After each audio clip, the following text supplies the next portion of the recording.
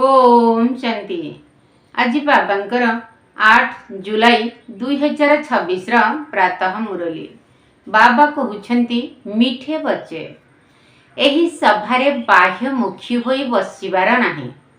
बाबांक स्मृति रे रहिबार अछि। मित्र संबंधी अथवा कामधंदा आदि को मने पकाइबा द्वारा वायुमंडल रे विघ्न पड़ी थाए। एही सभारे बाह्य मुखी होई बसिबार नाही। बाबांक स्मृति रे रहिबार अछि।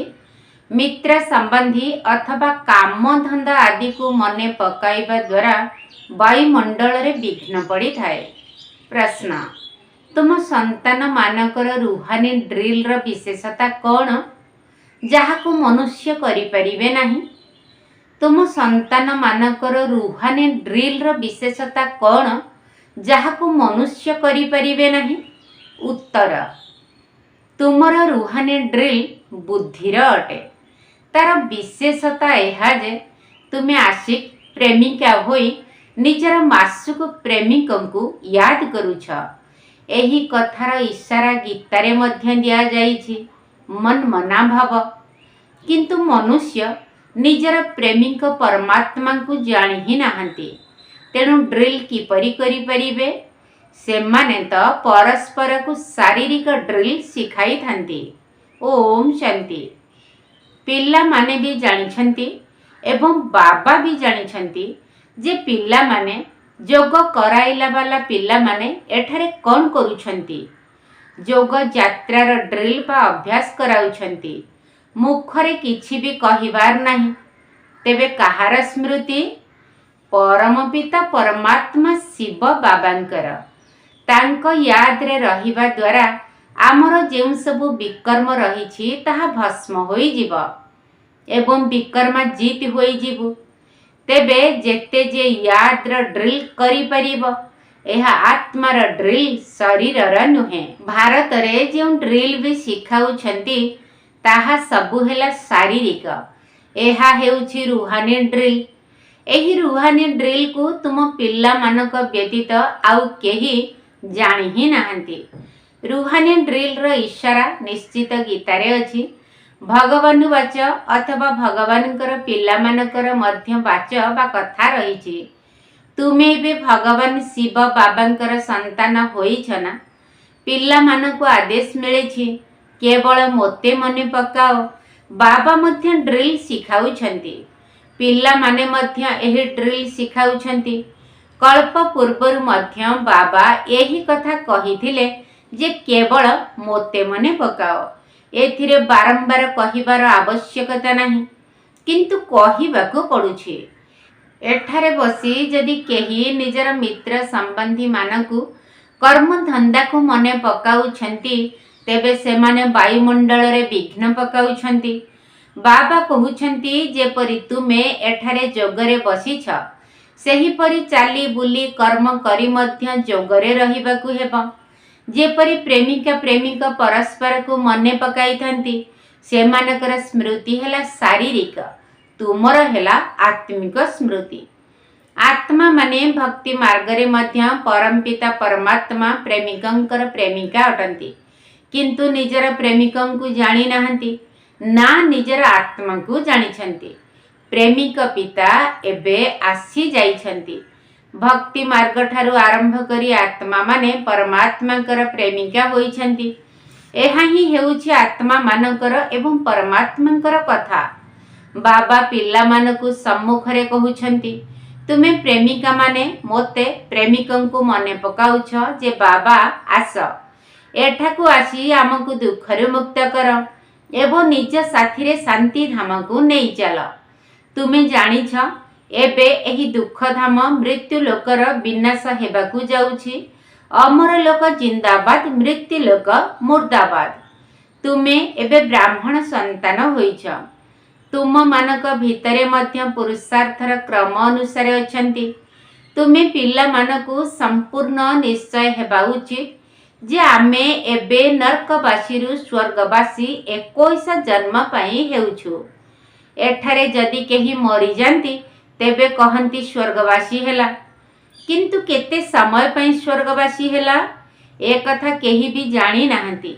एबे तुमे पुरुषार्थ करुछ स्वर्गवासी हेबा पई। तुमको एही निश्चय किए कराउछंती?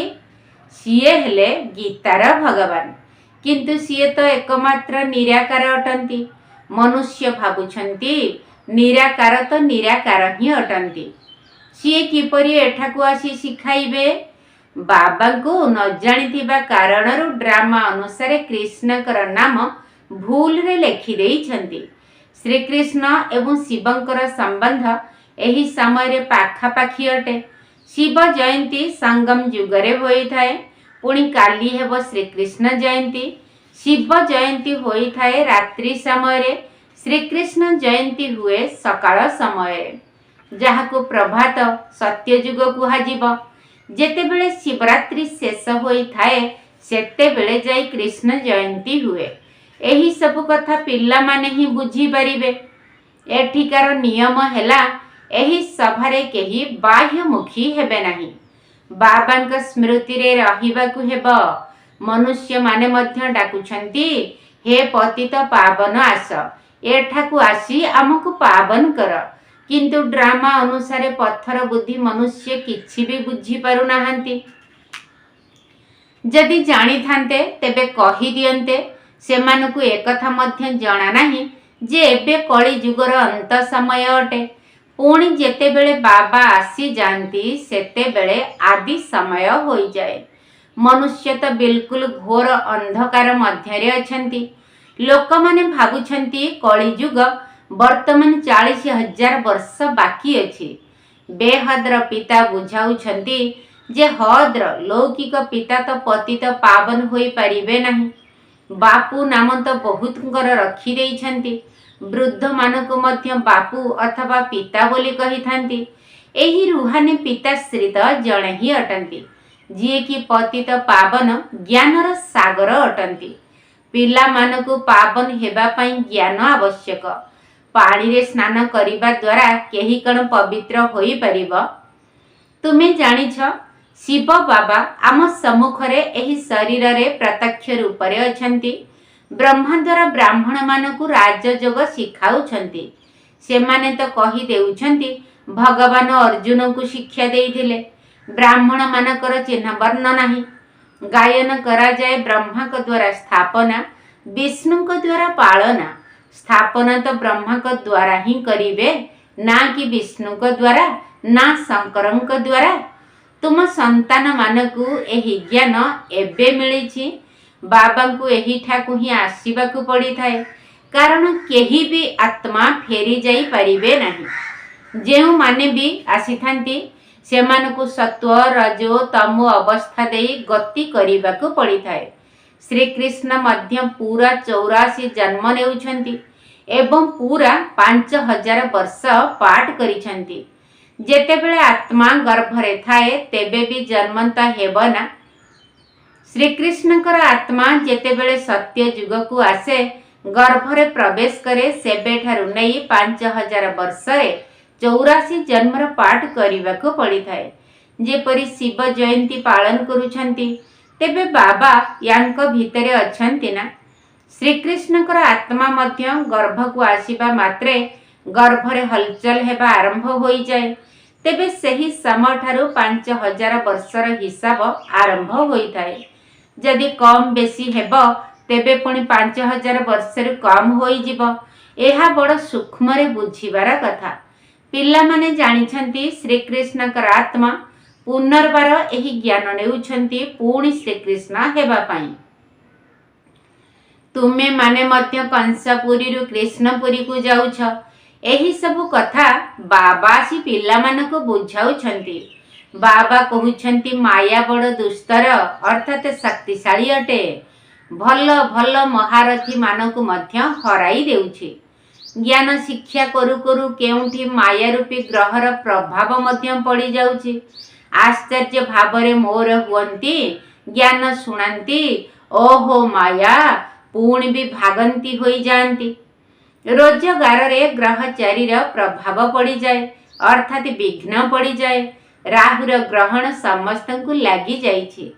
एबे तुम उपरे बृहस्पतिर दशा पड़िछि। पुणी चालू चालू काहा उपरे राहुर ग्रहण लगी जाए। सेथिपाई कुहा जाए जदि एही दुनिया रे महामूर्ख देखिबार अछि तेबे एही ठारे आसी देख। तुमर आत्मा कहूछि मु बाबांक ठारू सदा सुखर संपत्ति नेउछि। बाबा आपणक ठारू कल्प पूर्वरु मध्य एही वर्षा नेइथिले। आमे पुनर्बार एबे बाबांक पाखकु आसीछु। बाबा बुझाइछन्ति बाहरे तुमर सेंटर मानकरे एही ज्ञान को बुझिबा पई बहुत लोक आसीबे।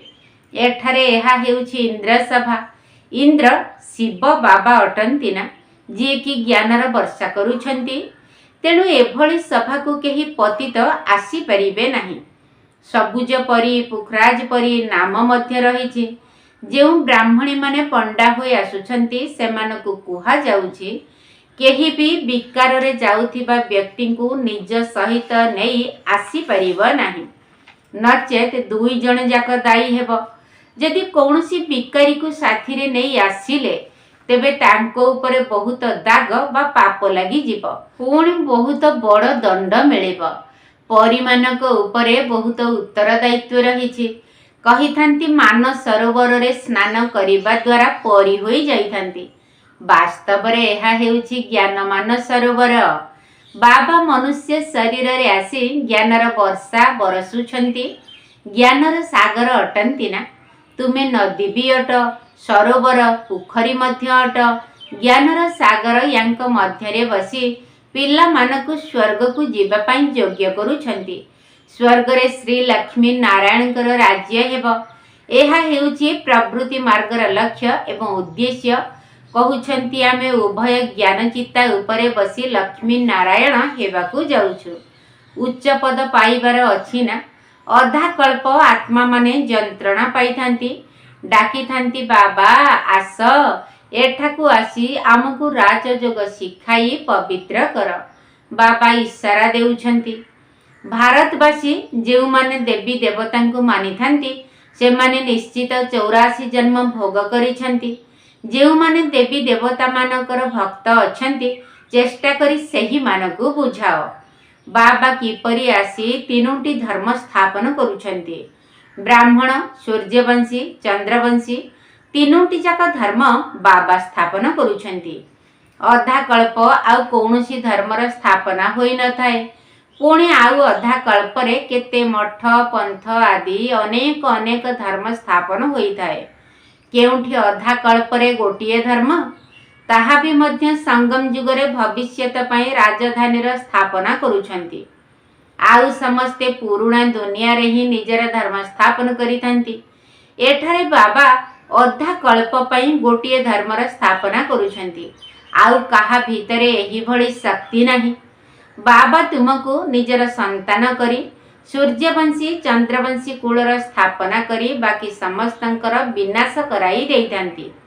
सबु आत्मा माने शांति को चली जाइथांती। तुमे जेतेबेले सुख को आसुछ सेतेबेले कौनसी दुख न थाए जहा कि भगवान को मने पकाइबे। एही ज्ञान मध्य तुम बुद्धि रे अछि। तुमे जानिछ बाबा जे कि ज्ञानर सागर अटंती सीए आसी ज्ञान देउछन्ति। सागर तो जणे ही अटंती। तुमे निजकु सागर बोलाइब नाही। तुमे तांकर सहयोगी हेउछ। सेथिपाई तुमर नाम हेउछि ज्ञान गंगा।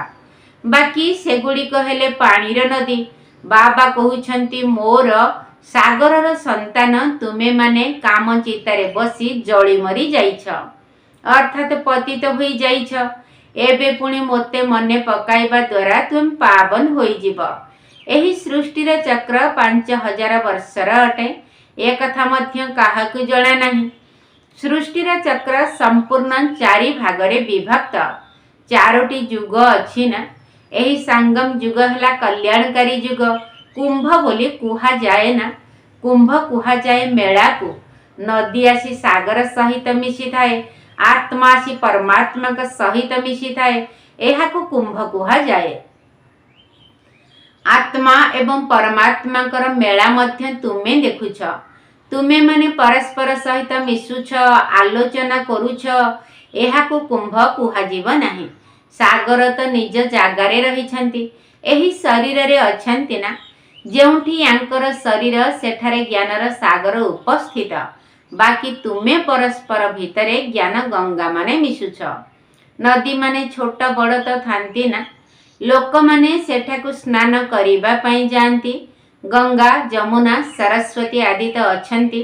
ଦିଲ୍ଲୀ ଯମୁନାର କୂଳ ସ୍ୱର୍ଗ ଅଟେ। ଦିଲ୍ଲୀ ପାଇଁ କୁହାଯାଏ ପରିସ୍ଥାନ ଥିଲା ଯେତେବେଳେ ଲକ୍ଷ୍ମୀ ନାରାୟଣଙ୍କର ରାଜ୍ୟ ଥିଲା। ଏମିତି ନୁହେଁ ଯେ ଶ୍ରୀକୃଷ୍ଣଙ୍କର ରାଜ୍ୟ ଥିଲା। ରାଧାକୃଷ୍ଣ ଯୁଗଳ ପତିପତ୍ନୀ ହେଲେ ତ ଯାଇ ରାଜ୍ୟ କରିପାରିବେ। ଏବେ ତୁମେ ପିଲାମାନେ କେତେ ଖୁସିରେ ଅଛ। ମାୟାର ତୋଫାନ ତ ବହୁତ ଆସିବ। ତୁମର ବେହଦର ବକ୍ସିଂ ଚାଲିଛି। ପ୍ରତ୍ୟେକଙ୍କର ପାଞ୍ଚ ବିକାର ସହିତ ଯୁଦ୍ଧ ଚାଲିଛି। ଆମେ ଚାହୁଁଛେ ବାବାଙ୍କୁ ନିରନ୍ତର ମନେ ପକାଇବାକୁ, କିନ୍ତୁ ମାୟା ଆମର ଯୋଗକୁ ଭାଙ୍ଗି ଦେଉଛି।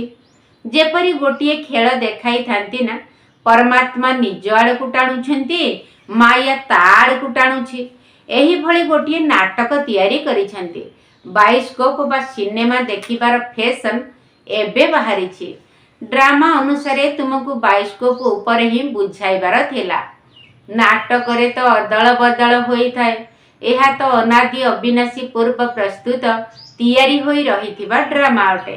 ଯାହା ପୂର୍ବରୁ ହୋଇଥିଲା ତାହା ବର୍ତ୍ତମାନ ମଧ୍ୟ ହେଉଛି। ଅମୁକ ମରିଗଲା, ତାର ଏତିକି ହିଁ ପାର୍ଟ ଥିଲା, ଆମେ ଚିନ୍ତା କାହିଁକି କରିବା? ଡ୍ରାମା ଅଟେ ନା। ଶରୀର ଛାଡ଼ିଦେଲା ଆଉ କ'ଣ ଫେରି ପାରିବ? କାନ୍ଦିବାରେ ଲାଭ କ'ଣ?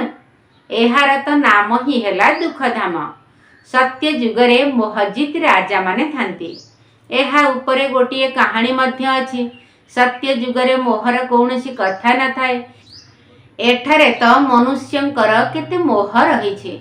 ଯଦି କାହାକୁ କାନ୍ଦ ମାଡ଼ୁନଥିବ, ତେବେ ଅନ୍ୟମାନେ କାନ୍ଦି କାନ୍ଦି ତାକୁ ମଧ୍ୟ କନ୍ଦେଇ ଦେବେ, ଯାହାଦ୍ୱାରା କି ବୁଝା ପଡ଼ିବ ଯେ ଇଏ ଅଫସୋସ କରୁଛନ୍ତି, ନହେଲେ ନିନ୍ଦା ହୋଇଯିବ।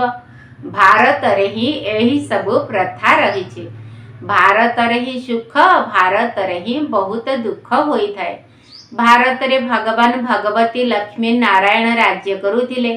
ବିଦେଶୀ ଲୋକମାନେ ଭାରତର ପୁରୁଣା ଚିତ୍ର ଗୁଡ଼ିକୁ ବଡ଼ ଖୁସିରେ ନେଇଥାନ୍ତି।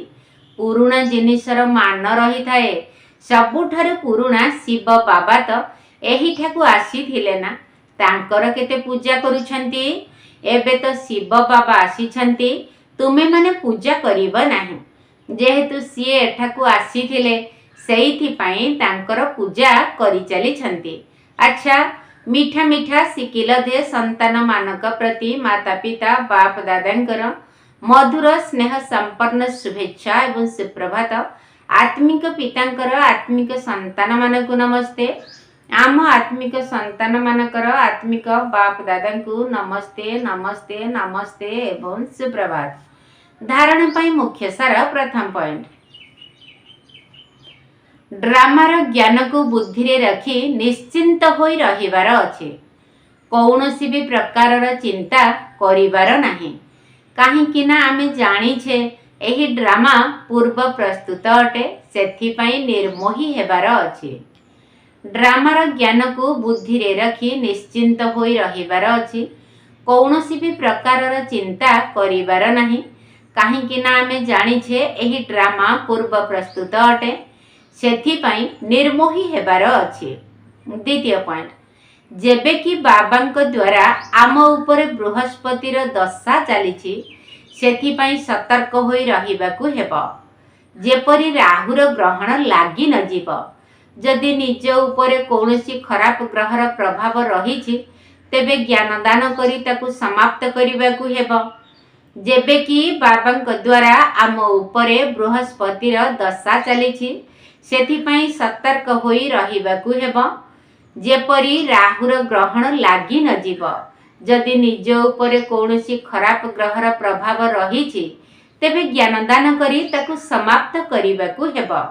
ବରଦାନ, ନିଜର ଟେନସନ ଉପରେ ଆଟେନସନ ଅର୍ଥାତ ଧ୍ୟାନ ଦେଇ ବିଶ୍ୱର ଟେନସନକୁ ସମାପ୍ତ କରୁଥିବା ବିଶ୍ୱ କଲ୍ୟାଣକାରୀ ଭବ। ନିଜର ଟେନସନ ଉପରେ ଆଟେନସନ ଅର୍ଥାତ ଧ୍ୟାନ ଦେଇ ବିଶ୍ୱର ଟେନସନକୁ ସମାପ୍ତ କରୁଥିବା ବିଶ୍ୱ କଲ୍ୟାଣକାରୀ ଭବ। ଯେତେବେଳେ ଅନ୍ୟମାନଙ୍କ ପ୍ରତି ଅଧିକ ଆଟେନସନ ଦେଉଛ, ସେତେବେଳେ ନିଜ ଭିତରେ ଟେନସନ୍ ସୃଷ୍ଟି ହୋଇଥାଏ। ସେଥିପାଇଁ ବିସ୍ତାର କରିବା ପରିବର୍ତ୍ତେ ସାର ସ୍ୱରୂପରେ ସ୍ଥିତ ହୋଇଯାଅ। କ୍ୱାଣ୍ଟିଟି ଅର୍ଥାତ୍ ଅଧିକ ପରିମାଣର ସଂକଳ୍ପକୁ ସମାହିତ କରି କ୍ୱାଲିଟି ବାଲା ଅର୍ଥାତ୍ ଉଚ୍ଚ ମାନର ସଂକଳ୍ପ କର। ପ୍ରଥମେ ନିଜର ଟେନସନ୍ ଉପରେ ଆଟେନସନ୍ ଦିଅ। ତେବେ ଯାଇ ବିଶ୍ୱରେ ଯେଉଁ ସବୁ ଅନେକ ପ୍ରକାରର ଟେନସନ୍ ରହିଛି ସେଗୁଡ଼ିକୁ ସମାପ୍ତ କରି ବିଶ୍ୱ କଲ୍ୟାଣକାରୀ ହୋଇପାରିବ। ପ୍ରଥମେ ନିଜେ ନିଜକୁ ଦେଖ। ନିଜର ସେବା ପ୍ରଥମେ କର। ଯଦି ନିଜର ସେବା କରିଲ ତେବେ ଅନ୍ୟମାନଙ୍କର ସେବା ସ୍ୱତଃ ହିଁ ହୋଇଯିବ। ସ୍ଲୋଗାନ: ଯୋଗର ଅନୁଭୂତି କରିବାକୁ ହେଲେ ଦୃଢ଼ତାର ଶକ୍ତି ଦ୍ୱାରା ମନକୁ ନିୟନ୍ତ୍ରଣ କର। ଯୋଗର ଅନୁଭୂତି କରିବାକୁ ହେଲେ ଦୃଢ଼ତାର ଶକ୍ତି ଦ୍ୱାରା ମନକୁ ନିୟନ୍ତ୍ରଣ କର। ଅବ୍ୟକ୍ତ ଇଶାରା: ଜ୍ୱାଳା ସ୍ୱରୂପ ସ୍ଥିତିରେ ରହି ଶକ୍ତିଶାଳୀ ଯୋଗର ଅନୁଭବ କର। ସ୍ଥାପନାର ନିମିତ୍ତ ହୋଇଥିବା ଆତ୍ମାମାନେ ଯେତେ ଯେତେ ଜ୍ୱାଳା ସ୍ୱରୂପ ସ୍ଥିତିରେ ରହିବେ ସେହି ଅନୁସାରେ ହିଁ ବିନାଶର ଜ୍ୱାଳା ପ୍ରତ୍ୟକ୍ଷ ହେବ। ସଂଗଠିତ ରୂପରେ ଜ୍ୱାଳା ସ୍ୱରୂପର ଯୋଗ ବିଶ୍ୱର ବିନାଶର କାର୍ଯ୍ୟକୁ ସମ୍ପନ୍ନ କରିବ। ଏଥିପାଇଁ ପ୍ରତ୍ୟେକ ସେବା କେନ୍ଦ୍ରରେ ବିଶେଷ ଭାବରେ ଯୋଗର କାର୍ଯ୍ୟକ୍ରମ ଚାଲୁ ରହିବା ଦରକାର, ଯାହାଦ୍ୱାରା ବିନାଶ ଜ୍ୱାଳାକୁ ପବନ ମିଳିଯିବ ଏବଂ ଯୋଗ ଅଗ୍ନି ଦ୍ୱାରା ବିନାଶର ଅଗ୍ନି ପ୍ରଜ୍ୱଳିତ ହେବ। ଜ୍ୱାଳା ଦ୍ୱାରା ଜ୍ୱାଳା ପ୍ରଜ୍ୱଳିତ ହେବ। ଆଚ୍ଛା, ଓମ୍ ଶାନ୍ତି।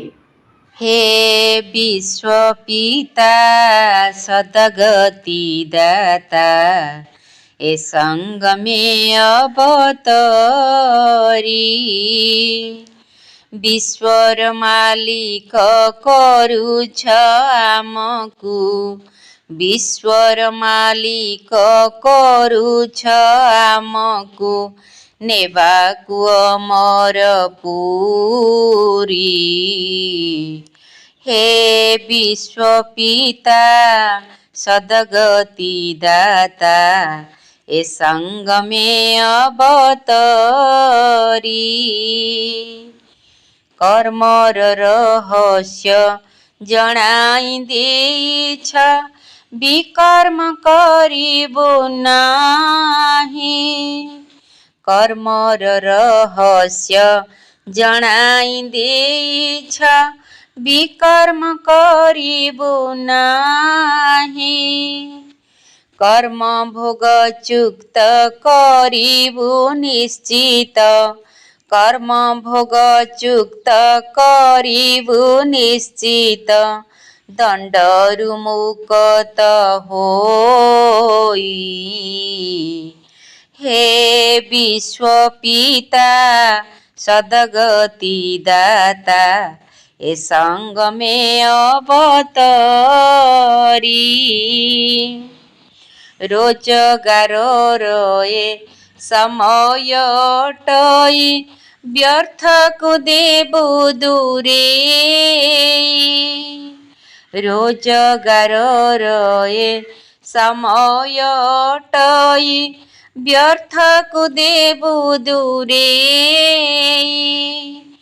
तुमरी श्रीमत मानि चालिथिबु, तुमरी श्रीमत मानि चालिथिबु, आत्म अभिमानी होई। हे विश्वपिता सद्गति दाता, ए संग में अवतरी,